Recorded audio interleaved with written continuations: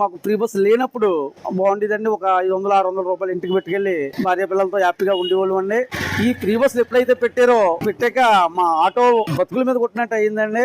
కనీసం ఇవాళ 200 రావడానికి కూడా చాలా ఇబ్బంది అవుతుందండి. మరి స్టాండ్ కి రావడం, కూర్చోవడం, వెళ్ళిపోవడం, మీరే చూడండి వెనకాల ఎన్ని ఆటోలు ఉన్నాయి. రోజుకి ఒక సీరియల్ వస్తుందండి. ఆ ఒక సీరియల్ కి 100 వస్తుందో 200 వస్తుందో కూడా తెలుస్తలేదండి. అలాగే డీజిల్ కూడా పెరిగిందండి. ఒకవేళ మేము ఛార్జీలు పెంచుదాం కదా అనేసి ప్యాసింజర్లని మీకు ఒక 5 రూపాయలు ఛార్జీ పెంచుదామా అంటే ఫ్రీ బస్ ఉంటే మీ ఆటో ఎవరు ఎక్కుతారయ్యా అంటున్నారు అని వెనక్కి వెళ్ళిపోతున్నారండి. కూడా ఉన్న ఛార్జీలు ఇవ్వడానికే ఇబ్బంది పెడుతున్నారండి. మాకు మేము ఛార్జీలు పెంచుదాం అనుకుంటే ఇంకా ఉన్న కాడికి కూడా రామనేసి డైరెక్ట్ గా చెప్పడం కూడా జరుగుతుందండి ప్యాసింజర్లు. మరి ప్రభుత్వం మా ఆటో వాళ్ళందరినీ ఆదుకోవాలని తెలియబడుతున్నామండి. మేము పొద్దున వస్తున్నాండి, సాయంత్రం వరకు ఇక్కడే ఉండిపోతున్నాండి. అలాగా ఎవరొకరు ఏదో బేరం చెప్తారని అస్తూ ఉండిపోతున్నాం.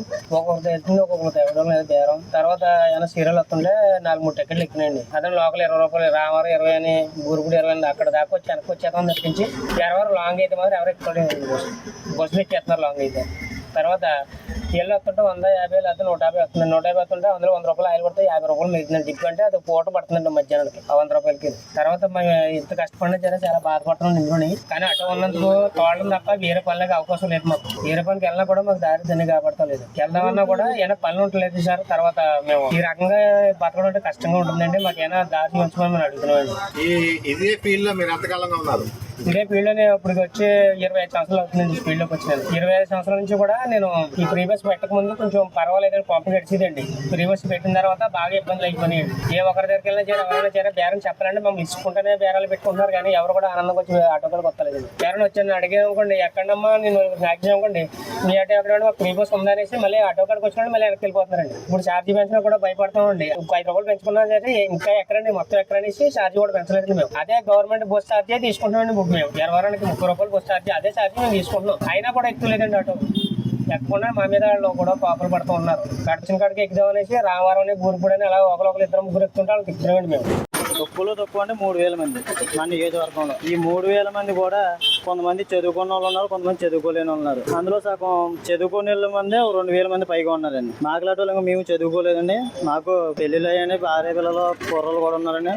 మేము ఉండేది రెంట్ హౌస్. ప్రస్తుతానికి అయితే ఓన్ హౌస్ కూడా లేదు. అలాగే మనకి స్కూల్లో కూడా జాయిన్ చేయాలంటే మేము నర్సరీ కానించి ఎల్కేజీ యూకేజీ కానించి 20-30 వేల రూపాయలు అడిగినారండి. ఫస్ట్ జాయినింగ్ లోనే 10,000 కట్టమంటున్నారు. ప్రస్తుతానికి కింద ప్రభుత్వంలో ఫ్రీ బస్సులు ఎట్టపోయినా ఆటో డ్రైవర్లు 10,000 రూపాయలు వేసి ఏదో అలాగా కింద ప్రభుత్వంలో జరిపారండి. మన ప్రభుత్వంలో మనం కోరి తెచ్చుకున్న ప్రభుత్వంలో కూటమి ప్రభుత్వంలో మెయిన్ గా మనకు కావాలని తెచ్చుకున్న కూటమి ప్రభుత్వంలో ఫ్రీ బస్సులు అనేది వచ్చింది. ఆ వాళ్ళ నారా చంద్రబాబు నాయుడు గారు, ఉప ముఖ్యమంత్రి పవన్ కళ్యాణ్ గారు ఏమన్నారంటే ఆటో డ్రైవర్లకు మేము అండగా ఉంటాం అని చెప్పి ఎంత డబ్బులు కేటాయించకపోయినా 15,000 రూపాయలు అని చెప్పారు. అయితే మేము అనుకున్నాం మరీ ఇంత భారం లేకుండా ఎంతో కొంత 10 మందికి మంచి జరిగితే మనకి మంచి జరిగితే అనే ఆలోచనతో మేము ఉన్నాం. కాకపోతే ఇవాళ ఏం జరిగిందంటే లేడీస్కి ఫ్రీ బస్ పెట్టడం అనేది మాకు కొంచెం చాలా ఇబ్బందిగా ఉందండి. మా ఇంటి కూడా లేడీస్ ఉన్నారు. కాకపోతే గవర్నమెంట్ జాబ్ చేసే వాళ్ళకి అయితే చాలా బాగుంటుంది. ఎందుకంటే చెప్పమంటారంటే రాజమండ్రి నుంచి తుందాక కూడా ఫ్రీ బస్ వెళ్ళి అక్కడ 70-80 వేల రూపాయలు జాబ్ పెట్టుకున్నాం. ఆవిడ మళ్ళీ సాయంకాలం ఇంటికి రాజమండ్రి వెళ్ళిపోతున్నారు. ఈ లోకల్లో తిరిగి వాళ్ళు అయితే ఎవరో లేరని అలాగే నిరుపేదలు మామూలుగా ఉన్న స్త్రీలు అయితే మటుకి వెళ్తున్నారు వస్తున్నారు తెప్పించి ఆటో కాడికి వచ్చి 2-3-4 ఉన్నా సరే కాంప్లెక్స్కి వెళ్ళిపోయి ఎక్కడం, తర్వాత ఆటో స్టాండ్ కాడ రాకపోవడం, ఇటువైపు మా వైపు చూడకపోవడం, కొంత కాంతో ఏదో కూలి పని వచ్చేసరికి అయితే సర్దుకుని పోదామండి. ప్రస్తుతానికి అయితే చాలా ఇబ్బందిగా ఉంది. అలా కూడా లేదు. పొద్దున్న వచ్చాం మినిమం ఇందాక వెళ్తాం 150 రూపాయలు సీరియల్ వచ్చిందండి. డీజిల్ రేట్లు కూడా గత ప్రభుత్వానికి ఈ ప్రభుత్వం కూడా చాలా డిఫరెంట్ వచ్చిందండి. మనకి ఇక్కడ ప్రభుత్వం మాట అలా ఉంచండి. డీజిల్ రేటు కూడా 20 రూపాయలు పెరిగిందండి ఈ 5 సంవత్సరాల్లోనే. గ్యాస్ రేట్లు ఇవన్నీ చాలా దారుణంగా పెరిగిపోయి ప్రస్తుతానికి అయితే చాలా ఇబ్బందిగా ఉందండి. ఆటో ఇంకో వేరే దానికి లేదు. మాకేమన్నా మీరేమన్నా ఆటో డ్రైవర్లకి ఇలాగే డ్వాక్రా మహిళలకు ఏదో ఇస్తున్నారు కాబట్టి మాకు ఏదో ఒక స్కీమ్ ఇవ్వండి. మేము ఫైనాన్స్ వాళ్ళు ఉన్నాయి. ఇందులో మొన్న ఒక 30,000 కూడా బండి తెచ్చుకుని నెలకు 10,000 కట్టాలి. మాకు అలా ఏదో స్కీమ్ పెట్టండి. ఒక స్కీము గవర్నమెంట్ ద్వారా ఒక స్కీమ్ పెడితే అందులో మేము డ్వాక్రా మహిళలకి అయితే ఎలాగైతే మీరు ప్రాధాన్యత ఇస్తున్నారు ఆటో డ్రైవర్కి అలాగే ఒక స్కీమ్ పెట్టండి. ఆ స్కీమ్లో మేము కూడా కొంత గవర్నమెంట్ కట్టుకుంటాం.